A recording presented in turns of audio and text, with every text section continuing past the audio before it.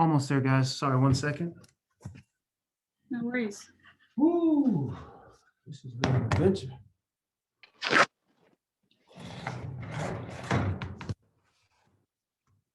All righty. Hello there. I never took a computer class in college. I took a lot of football classes, no computer classes. I've got 5 people in here trying to get me on this box. So I finally arrived. I'm sorry to be late. No worries. Thank you for taking the time. My pleasure.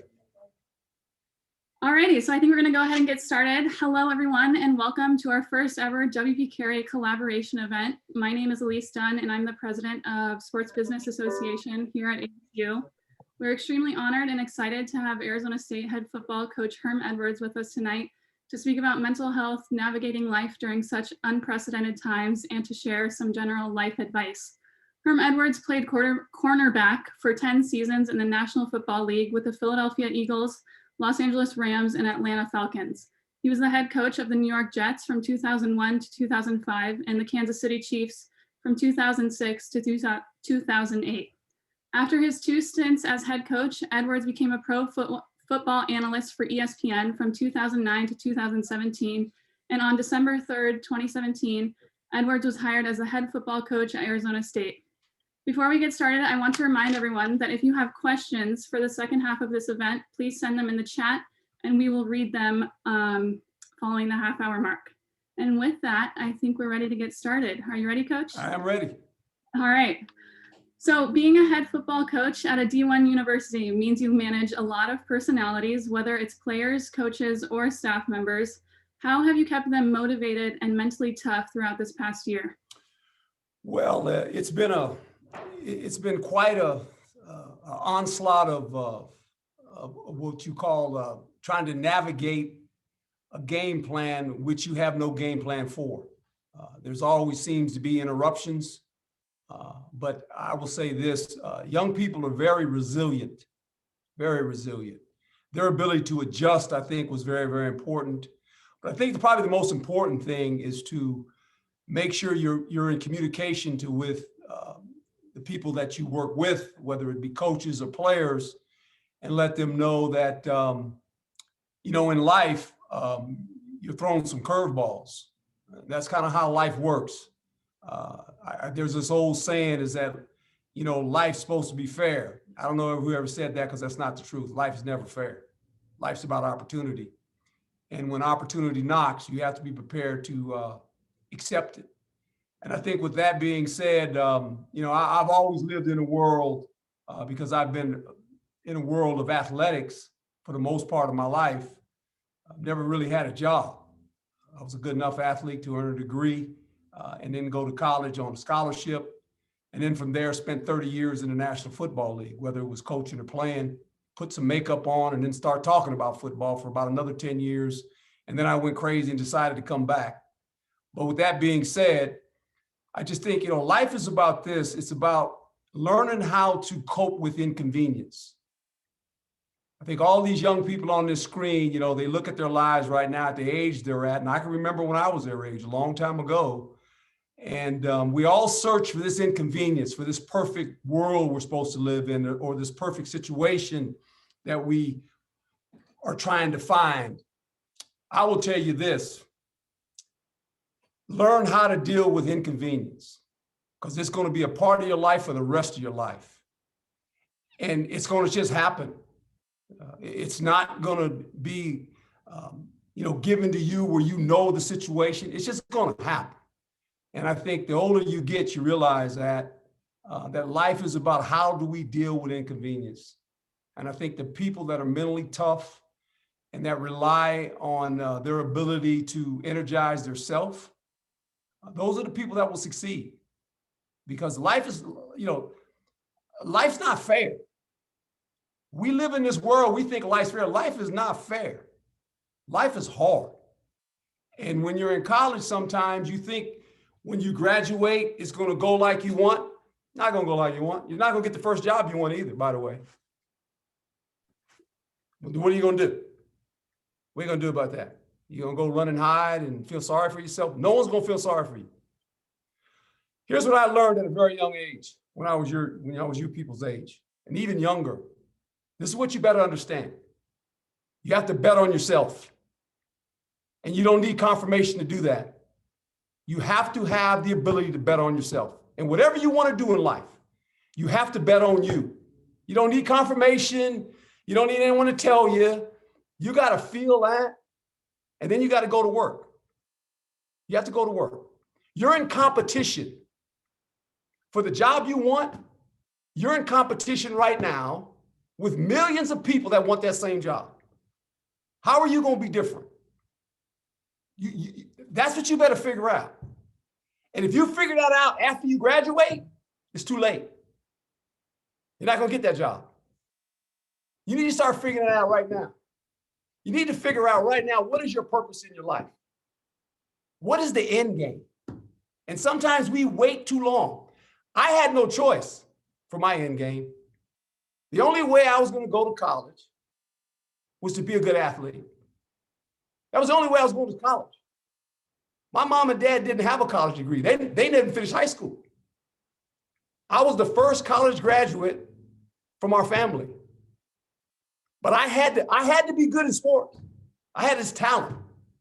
And I was willing to sacrifice everything I had to do to be a good athlete. And I was going to bet on me. I said, I'm betting on me, and I don't care what anybody else says. And if you don't have the fortitude to do that, like right now, you're wasting your time. The one thing we know about time, you never get it back. Lost time is never found. These years will go by very quickly in your life as a student at this university.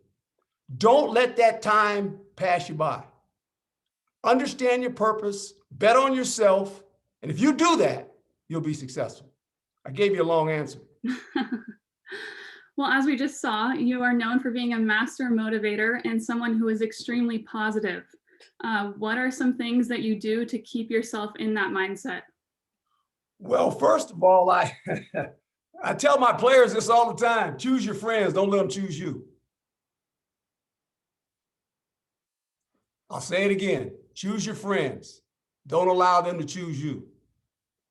And your friends always don't agree with you, by the way. Right? You want some conversation. You want dialogue with your friends because they're going to tell you when you're right or wrong. And sometimes that hurts your feelings. That means they're your friends. When they're always telling you yes, that's not your real friend. It's really not. And I think I just think, every day you get up, you got to ask yourself, what are you trying to achieve today? Today, not tomorrow, but today. Did you better yourself in something today? That's what I try to do every morning. I try to better myself. The thing you realize in life, everything you've learned, you're going to learn from somebody else. You're going to learn from somebody else. Everything I've ever learned, I've learned from somebody else. My job as a coach is it's very simple. Provide my student athletes with knowledge. That's what I do. I'm a knowledge provider. I don't give anybody talent. God gives all you folks on this screen talent. You have to be in search for knowledge every day. Every day. And if you do that, you'll better yourself. So that's how I kind of motivate myself. It's not that difficult. So mental health has become a bigger topic of conversation over the past few years, especially in the sports industry. I feel like there's definitely been a stigma surrounding it. Some people not wanting to admit that they struggle with it because they don't really want to be seen as weak. What do you and the ASU football program do to ensure your athletes are supported? Well, I think there's a couple levels here. And anytime we feel a student athlete is struggling, it's not about being a football player. It's about the whole of the person, being a student athlete. Our whole deal here is to create an environment where a player can become the best version of who he is. And you have to have a sense of your players. I've got 150 guys for the most part, 115 guys for the most part.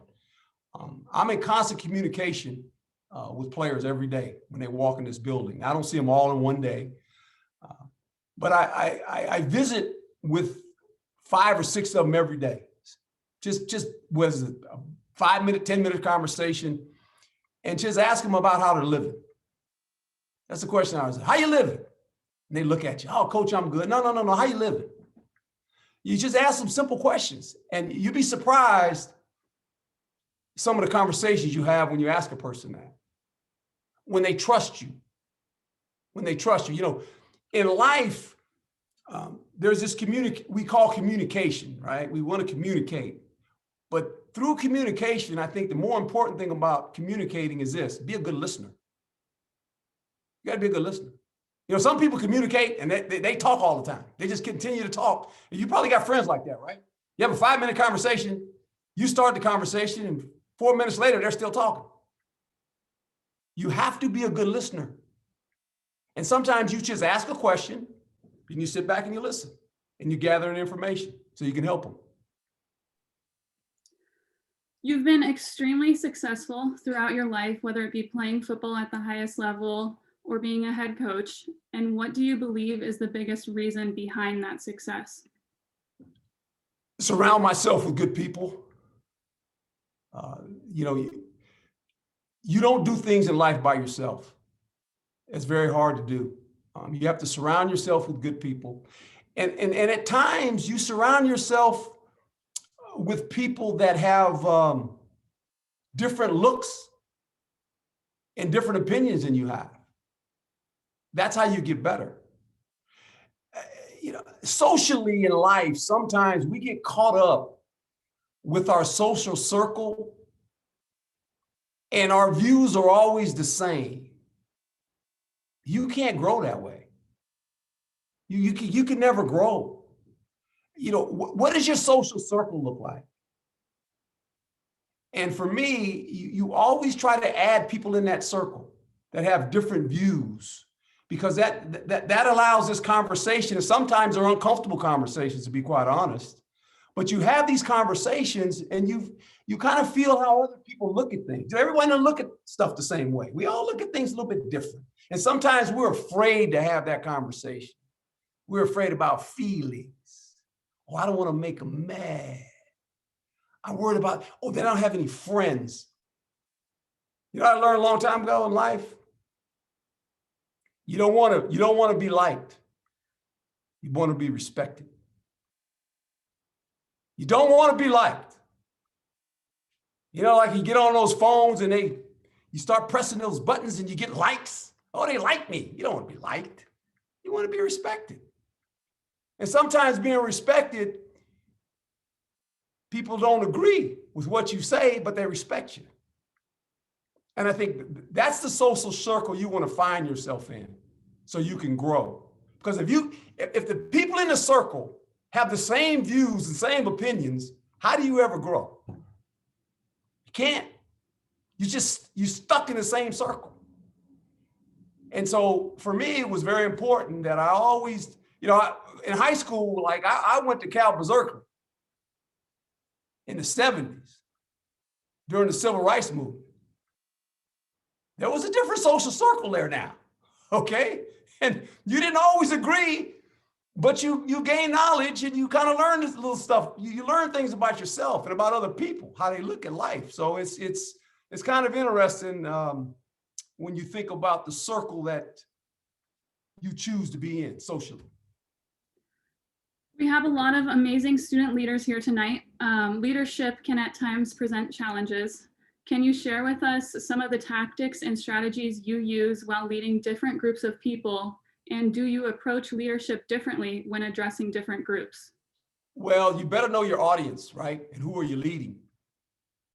And where are you trying to go?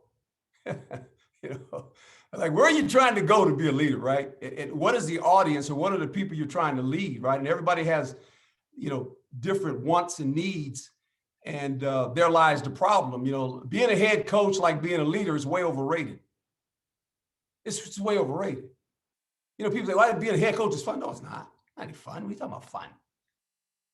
Because everyone in life, everyone in this box, in reality, We are all independent contractors. You grow up an independent contractor. You grow up trying to better yourself. That's what life's about. It's about competition. I'm an independent contractor. I'm trying to benefit myself. But when you lead people, they all feel the same way. They want to know, how do I advance? How do I get the leader's job?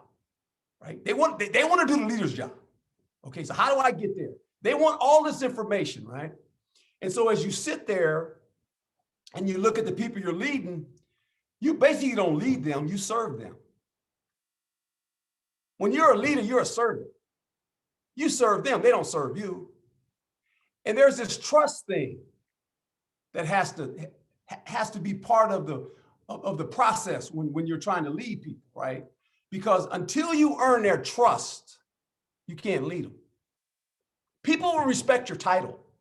We grow up in a world where I'll respect the title, but the man or the woman behind the title, you got to earn that. It's called trust. It's just called trust. And you know, what we do and what we say, it better match up. We have a slogan here for our team: words and actions. Do they match up? Not when it's convenient, like all the time. And it starts with me. It starts with me. Players look at me every day when I walk in this building. They watch me on the sideline. They watch me in practice. Is his words and his actions matching up? You got to earn that. And that's the hardest part about leadership. And you can never compromise your values. Your values are your values. When you start compromising your values, you can't lead. You cannot lead. It's over. They got you. The grueling hours of being a football coach can be exhausting. It can also be challenging to find a work-life balance, which is something I think a lot of people struggle with. How do you avoid burnout and find balance in your life? Well, it's fun if you can enjoy what you do, right? Like I said earlier, I never had a job, right? I never had a job. I've always enjoyed doing what I do. But you're right, there is a balance. And I think with that comes prioritizing your time and what you want to accomplish in a day. And then you have to have some quiet time for yourself. Now, like I said, I got 115 athletes and 25 coaches. And I got two daughters, 14 and 15, right? That's a handful. You know, I can deal with players and tell them to do this and do that, tell coaches. And I tell my daughter something, they look at me like, what are you talking about, Dad? And I'm like, And how do you tell a 15 and a 14-year-old girl, no? It's hard for me I get in trouble all the time. I stay in trouble with my wife. No, you can't do that. Honey, it's okay. I'm their dad, right? I'm that guy, right? I mess up everything. But I think you have to have balance. You have to have things that take you away from what you're doing. Because if you don't, you get so consumed in it that it'll eat you up. And you gotta have this other life. You have to be able to do that. And that's important. So a little bit more of a basic one for you. What do you think is the most challenging part about being a head coach, and what were the differences between coaching in the NFL and college football? Well, the only difference really between the NFL and college football is in the NFL, the players, they want to know a couple things. Can this guy get us to win? And what is he going to do to help me stay in the league? See, in the NFL, it's a job. In college football, you're a student athlete and you have these aspirations to become a pro football player.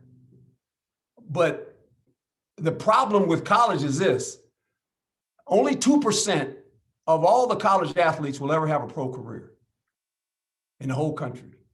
And the life expectancy of a pro football player is 3.2 years. That's it. Short shelf life. College players want to know, am I in an environment where the coach can help me to become a professional football player? So, I mean, that's basically it. I mean, they all want to, the NFL guys want to stay in the league. They want to win. College player wants to win, but if he's good enough, how can coach help me get to the league? So you're providing them a vehicle, right? And that's what they want to know. And if you can do that, with a good quarterback, you can win a lot of games. You know, the guy that won again, that Captain America guy, wherever he goes, he just keeps winning Super Bowls, right? So when he walks in your locker room, you go, I got Captain America on my team. We're pretty good. Yeah, they're real good with Captain America because that's what he does. So, players want to win. They want to create an environment where they can win at any level. And then they want you to lead them that way. And if you can do that, you got a shot. All right, now we're going to switch over to questions in the chat sent in from students. Lexi asked, how do you think growing up in a military family has shaped your life? Well, when you have a master sergeant that's your father, you're disciplined at an early age. He was a master sergeant now. He's a tough guy. One of the toughest guys I've ever known in my life. He fought in 2 wars, the Korean War and World War II. So there was discipline.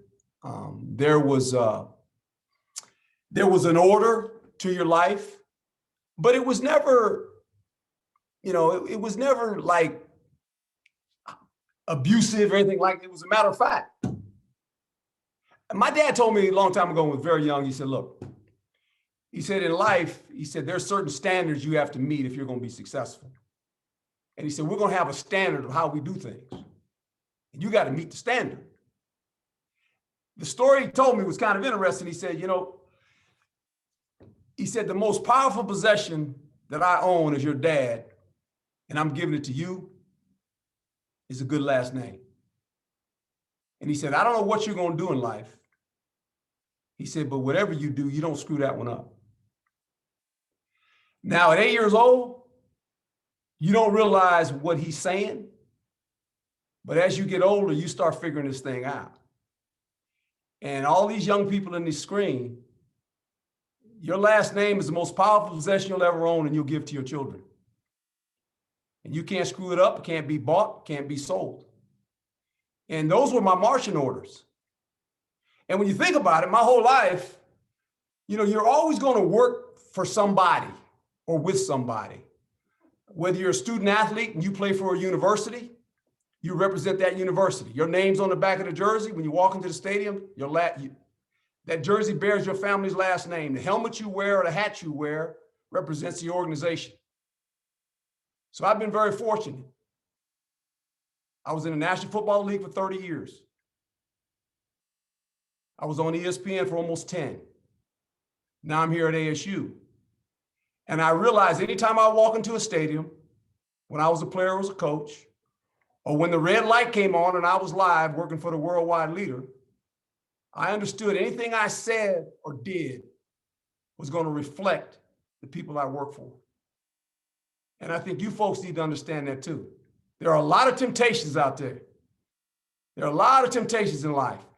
And here's the problem you young people have, where I didn't have. The phone that I used to use was on the wall and you dialed it. That was the phone. There was no pictures. You just ring, ring. Then you put money in the thing. If you didn't have a phone, you put money in it. You put a quarter in there, right? Now everybody has this, where is that? They got one of these, right? Do not press send when you know it's not worthy to press. Because here's the problem you got. It becomes your resume. It doesn't get erased.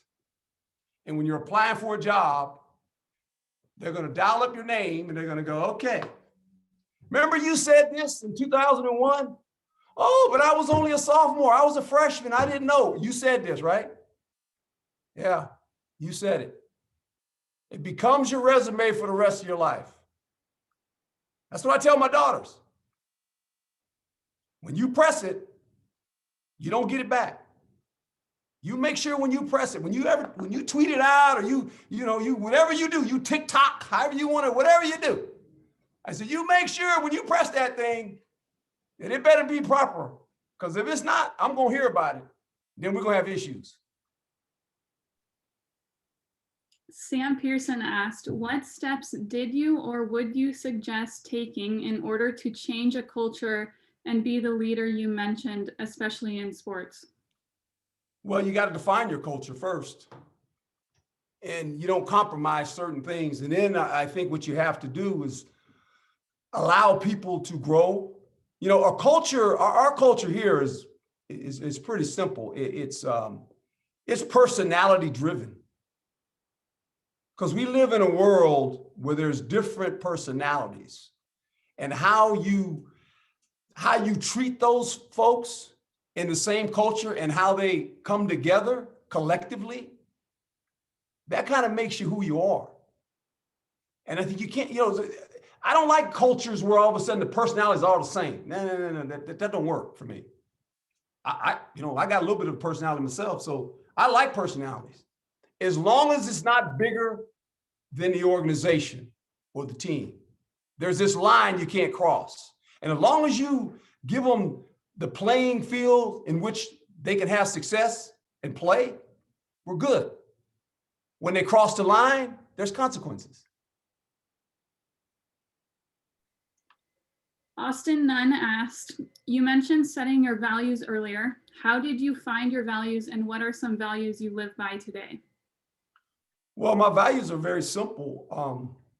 Treat people like you want to be treated, right? How hard is that to do? Right? I mean, you respect people.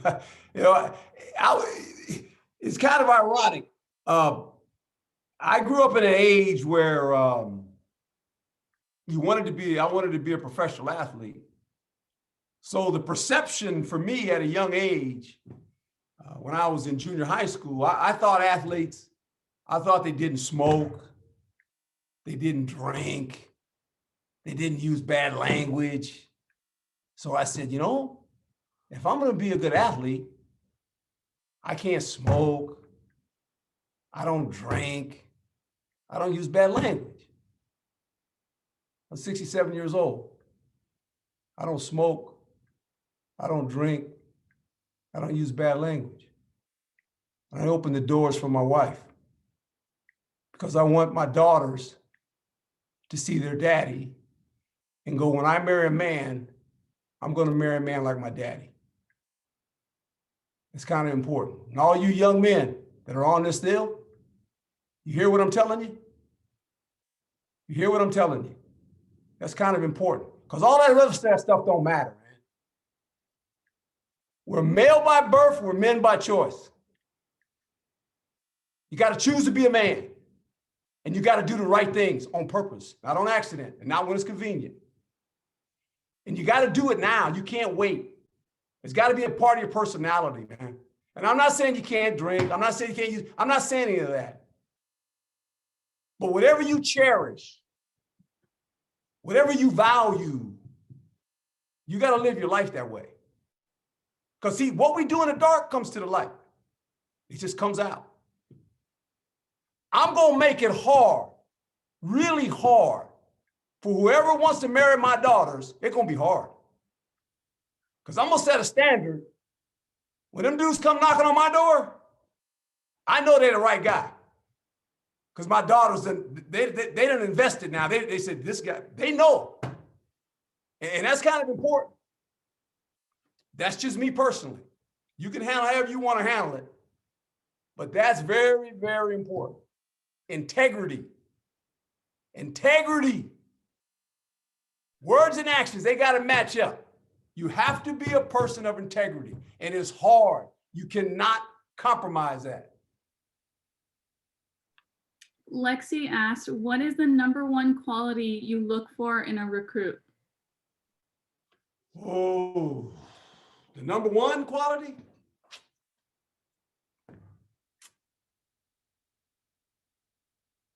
Does he love football? You got to really like this now. I mean, you got to really, you got to be all in now. It's too hard. This is a funny game. You practice more than you play. All the time is put in to play 12 games of college football, 16 games in the National Football League. It's a year-round proposition. and you only get to play so many games. That's it. You have to like the preparation of it all. Do you like preparing? Because you prepare more than you play. Look, the game is easy.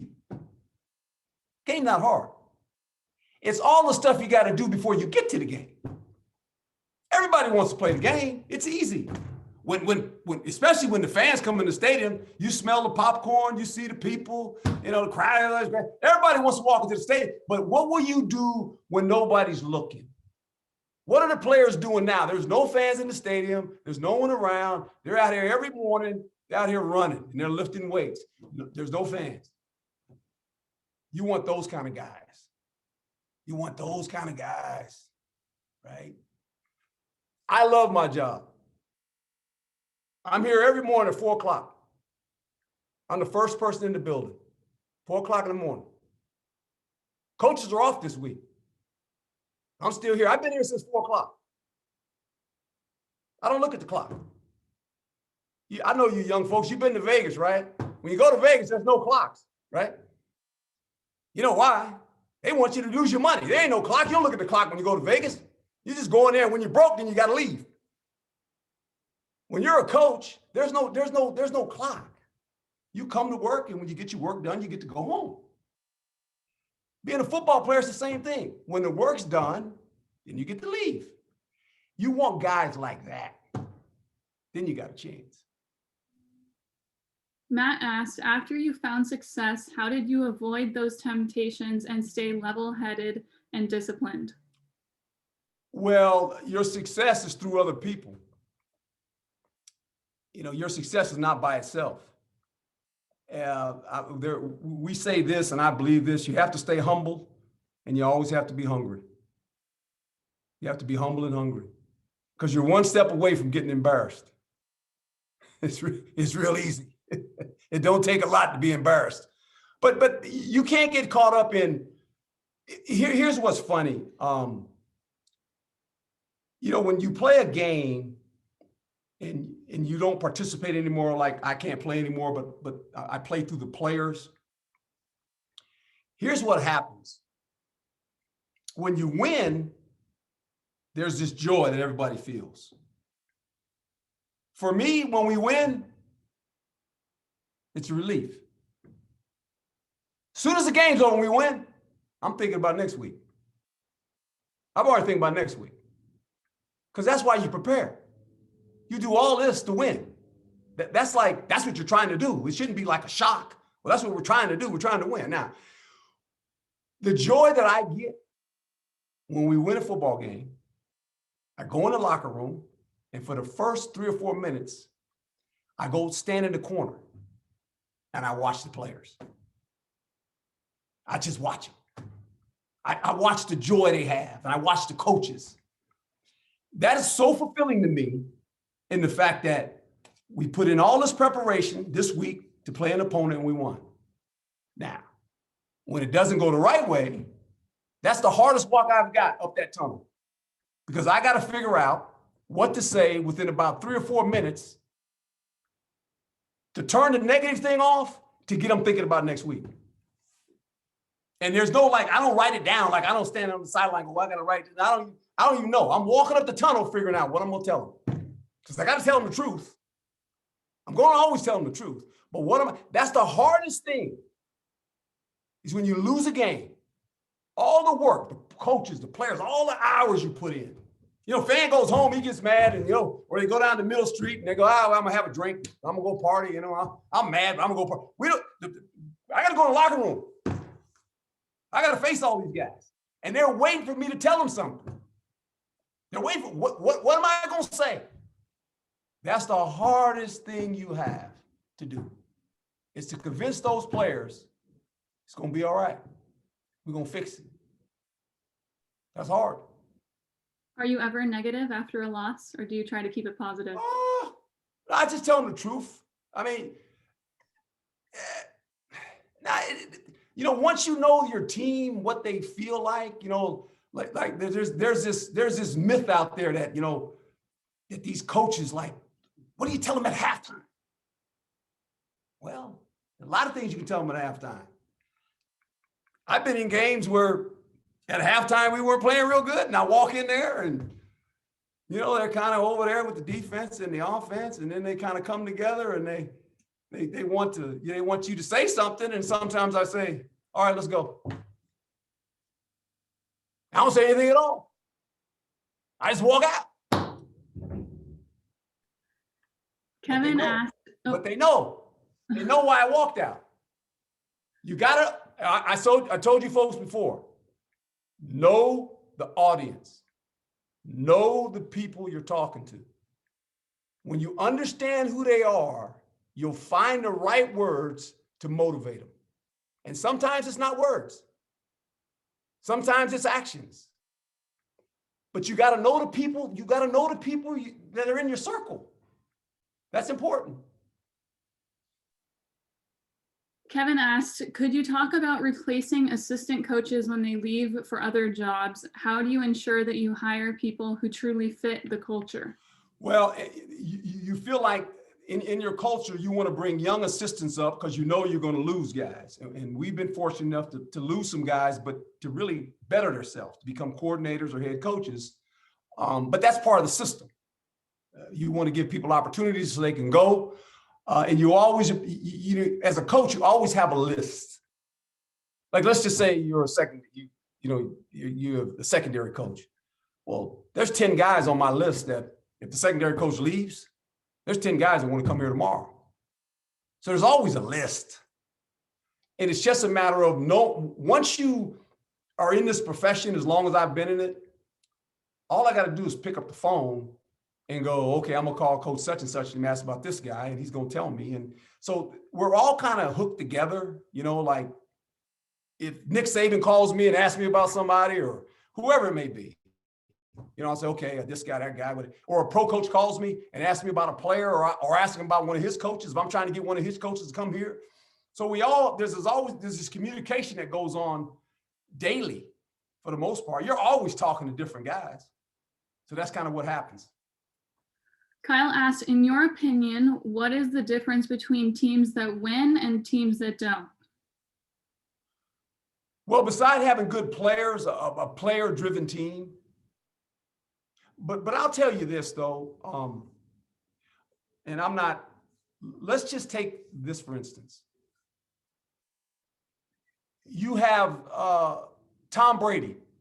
I call him Captain America. I named him Captain America when I started working for ESPN. And you have a guy that goes to a team, Tampa Bay, in which that was one of the teams that I coached. I was an assistant coach there. I was assistant coach for Kansas City and a head coach as well. And I know both of the coaches and I know Tom.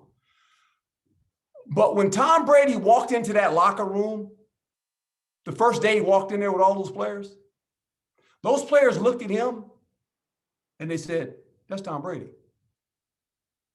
That means we got a chance to go to the Super Bowl because of who he is. You want a team that's player run. Those are the winning teams. When the players actually run the team, you just give them direction and they kind of take over. When he walked into the locker room, every player looked at that guy and went, this dude's been to 10 Super Bowls? I've never been to one, those players are saying. He's on my team right now. I'm going to do everything he does. That's what happens. It's an amazing deal. It's what happens when you get a player of that stature.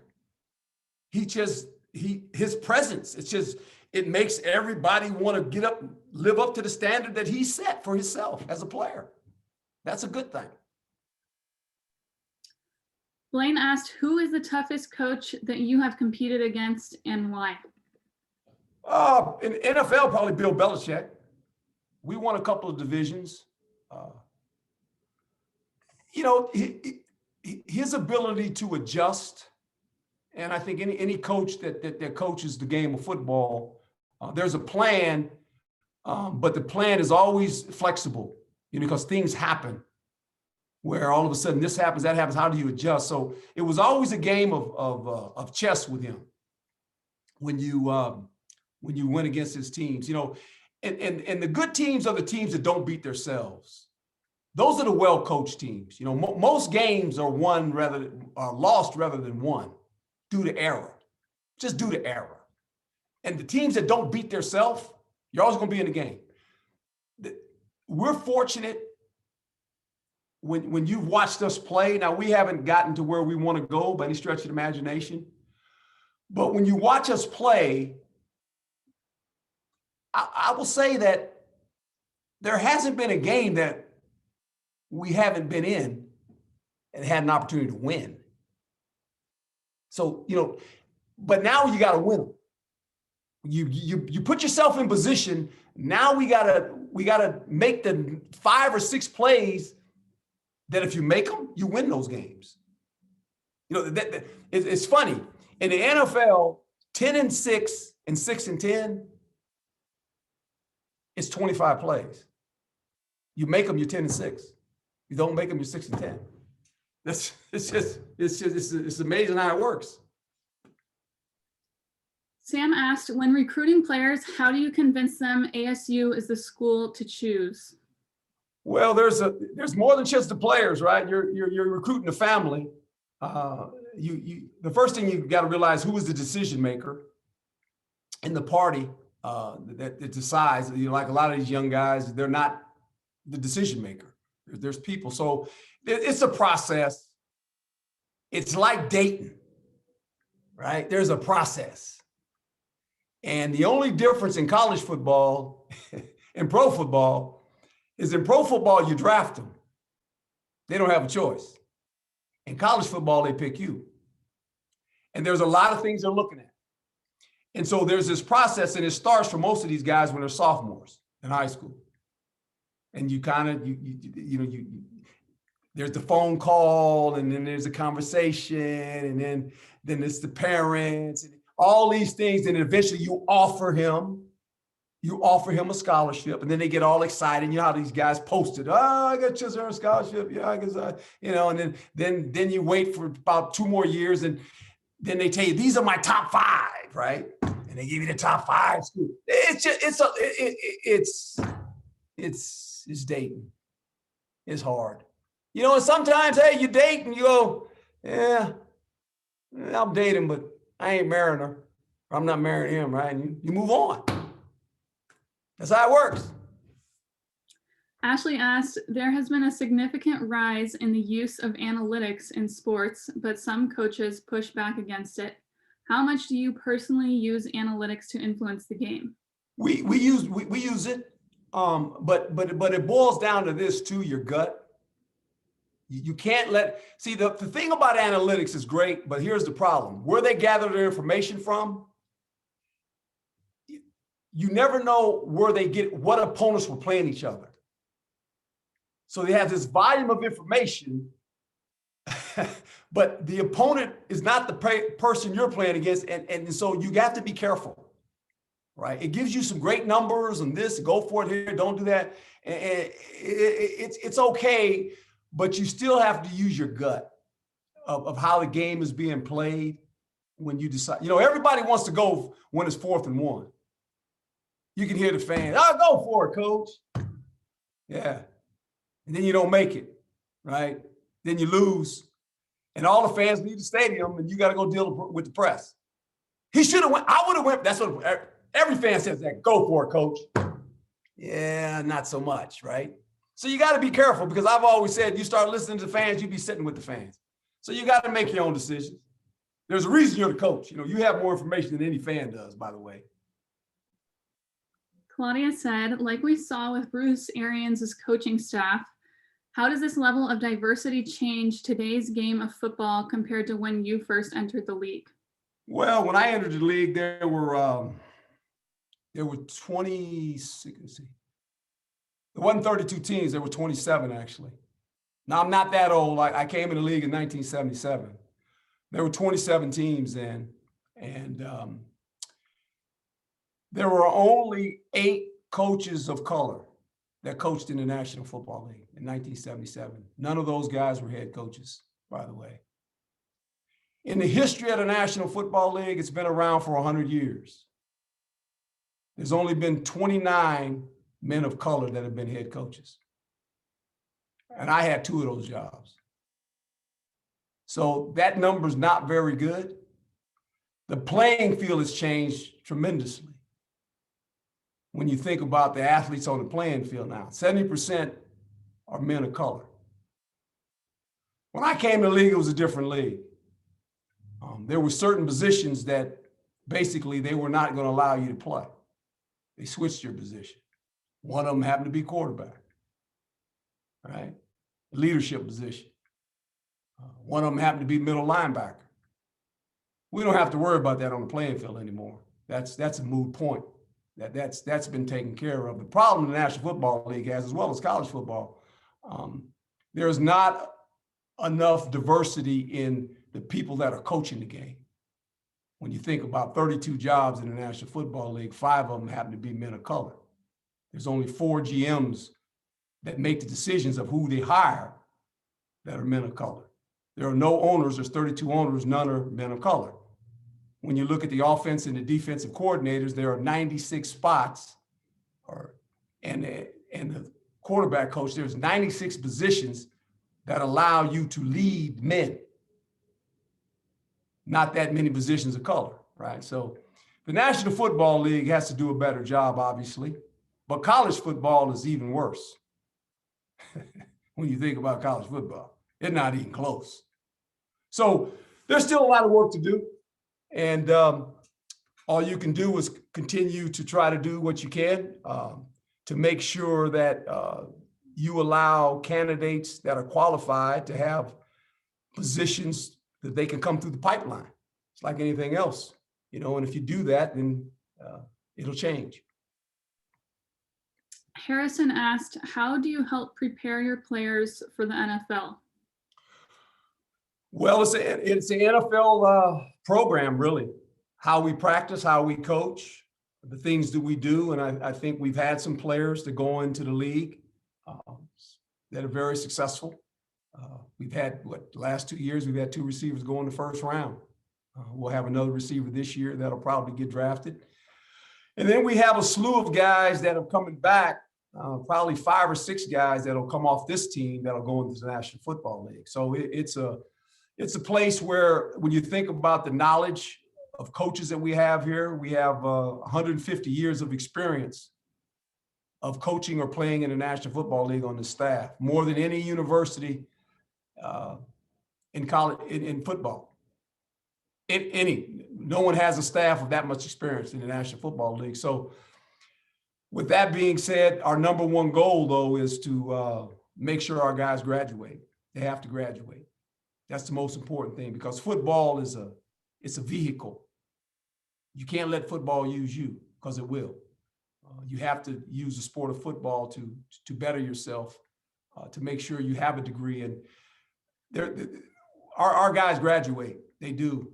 They really do. And that's a prideful moment for a lot of them, because some of them are the first graduates of their home. So the football takes care of itself with the type of things we try to do here to prepare them. And then they got to go play. Then you got to go make the team. NFL's a little bit different. There's only there's 53 guys on the team. It's not 115 guys. There's 53 guys. And that's why the odds of making it in the National Football League are very, very, very difficult. And to have a career in it, I mean, if you'd have told me I was going to be in that league for 30 years, I said, okay, I'll take that. But it's a grind. It's you have to be willing to compete every day, because someone's trying to take your job. That's how it works. Braden asked, if you could go back in time, what advice would you give to your younger self when you were graduating from college? Oh, I was a little bit of a rebel growing up in the 60s, civil rights movement. I probably would say this. I probably should have been more boisterous. I was boisterous enough. If you look at my career, I left Cal twice because I asked the coach why. And when I grew up, you couldn't ask the coach why, because you were threatening authority. So basically, I got blackballed. I didn't get drafted. I ended up at San Diego State my senior year. Was supposed to get drafted in about the second round, somewhere right around there. They had 12 rounds. I didn't get drafted. I basically got blackballed because, you know, I had a big old afro. I was about 6'4" then. And they thought I was one of those militant guys, you know, that I was going to question authority. And really, I was searching for knowledge. That's what we all look for, is knowledge. When you ask why, you're asking for knowledge. And you couldn't ask coaches that then when I grew up. So I think if I was a little bit more boisterous about, you know, I always had an opinion, but it was always based on the information I'd gathered and facts. I was never shy about challenging people, you know, but in a good way, never a demeaning way. I'm not a demeanor. I don't demean people. I don't believe that. I think you have a conversation. But when I grew up, it was different. You know, you couldn't question authority. That was not the thing to do. And I did, and they hit me in the head and said, okay, well, we're going to get him. And I didn't get drafted, but I got him back. I started every game, never missed a game, never missed a practice my whole career. So it worked out okay. All right, I have a little bit of a fun one for you. What do you remember most about the Miracle at Meadowlands play against the Giants? Well, it's kind of interesting. You know, most people see the play, but they don't know what happened prior to the play. And before they took a knee, they had taken a knee prior to trying to get the snap, right? And a fight broke out. Bill Berge pushed the center into the quarterback, and it was a skirmish, and the referees came in there and called timeout and all this. And so then they get back in the huddle, and they start the clock again, and the clock's running, and they're breaking the huddle, and the coach from the Giants tells the quarterback, you know, we're going to run it. And the players in the huddle are telling him, now you got to take a knee. So there's an argument because the quarterback was Joe Pisarcik. He ended up coming to the Eagles the next season. It was the backup quarterback and went with us to the Super Bowl the following year. And so when they broke the huddle, you could see an argument, and I was real close to the line of scrimmage, and there was a wing back. His name was Doug Kodar. And I shook his hand, told him congratulations, because we're figuring they're going to take a knee. And Joe Pisarcik was kind of under center, and he's looking back at Zonka. And I kind of looked, and it was just strange. He was like, something's not right here. It just didn't feel right. And Zonka was nodding his head, going like, no. And he was telling him, man, just take the knee. He was basically telling him, don't give me the ball. I ain't taking the ball. You know, and then the snap got bobbled, and no one sees that on television. He went back to hand it, and it hit off his hip. Well, Kodar, who was in front of me, wasn't blocking me because he thought I was taking a knee, right? And so I went around Kodar, and the ball hit the ground, and I'm running at it. And in my mind, I said, I got to get it on the first bounce. I got it on the first bounce, and I run in the end zone. But it score a touchdown, we win the game, whatever, and end up in the playoffs. But the story to be told is this: is that Dick Vermeil, who was our coach, he was on the sideline. And he had his back turned away from the plays happening. He has his back turned away. And he's getting the players over there saying, we might get one more play. And if we do, you know how you see in football, the last play, they throw it all over the place and guys are running. They throw the ball 29 pitches and try to score, right? So he had that all designed. And the players are running off the bench. And they're running right past the coach. And he turns around, he says, where are you going? He grabs one of the players. He said, Coach, Herm just scored a touchdown. He never saw it. So the head coach never saw the play. He never saw it happen. He was turned, his back was turned. I'm running for a touchdown. Everybody, players are running, even the bench. And he turned around and said, Coach, we won the game. Herm just scored a touchdown. So always keep your eyes on the ball. That's the key. All right, I think we have time for one more. So do you have any final advice for students who want to get into the sports industry, or just students in general? Any final words? I think if that is your, if that is what you feel your life's work is, it's a wonderful, it's really a wonderful occupation. I did it for almost 10 years. And I think the thing you got to realize when you decide to do that, you don't always want to be first to get the story. You want to be right. Being right is more important than being first. Be right. Make sure you get the facts and do it right, because you're talking about people's lives. In sports, you know, and in sports and in life, it's kind of funny because sports is in the toy department in life. Now we make it bigger than that, but it's in the toy department. But it's always better to be right than be first. Just make sure that the story is correct, because it affects people's lives when it's not.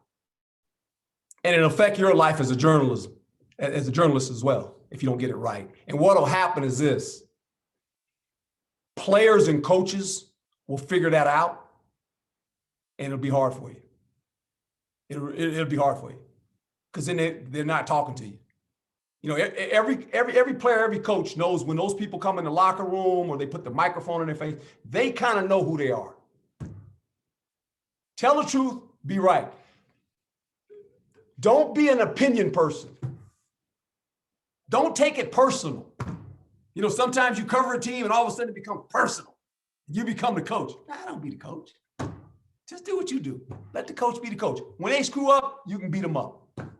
When they play good, you can do what you do.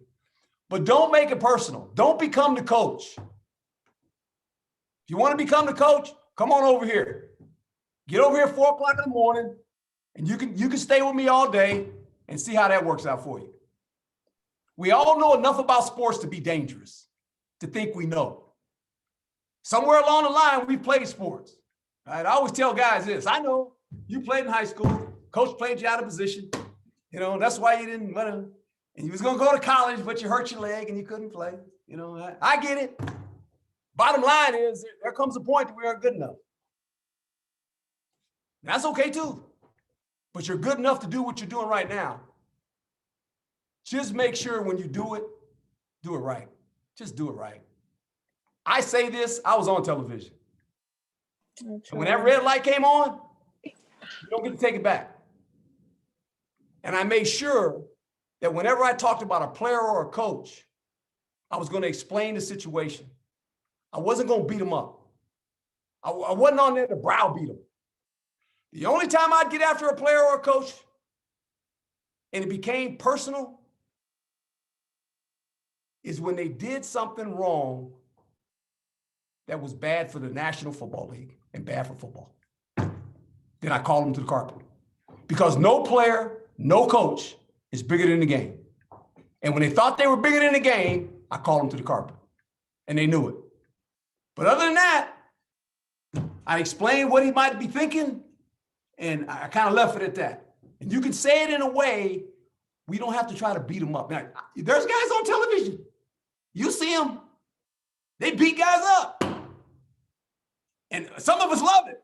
And some of you might go that way. That's okay. If you want to go that way, you do what you do. You be who you are. That's fine. It's just hard to sleep at night, man. When you're constantly beating people up. It takes a lot of energy to do that. Just tell the truth. Your eyes don't lie. If you don't see it with your eyes, don't make it up with your lips. That's my saying. If you don't see it with your eyes, don't start making stuff up with your lips. Don't assume anything. Get the facts. Write the story. If it's an opinion, you got an opinion. I get that part. But just understand this. Make sure it's right. That's important because your name's on it. Thank you so much, Coach. We really appreciate your time. I'm sure if we were in person, we would have a No, you're fine. You're fine. Thank you. Thank you for being with me. I'm sorry for being late. No, thank you guys. And thank you to all the students who joined us tonight. We really appreciate it. Thank you. Thank you, students. You guys are in a wonderful, wonderful profession. Thank you. Thanks, God bless Coach. you. Thanks, Coach.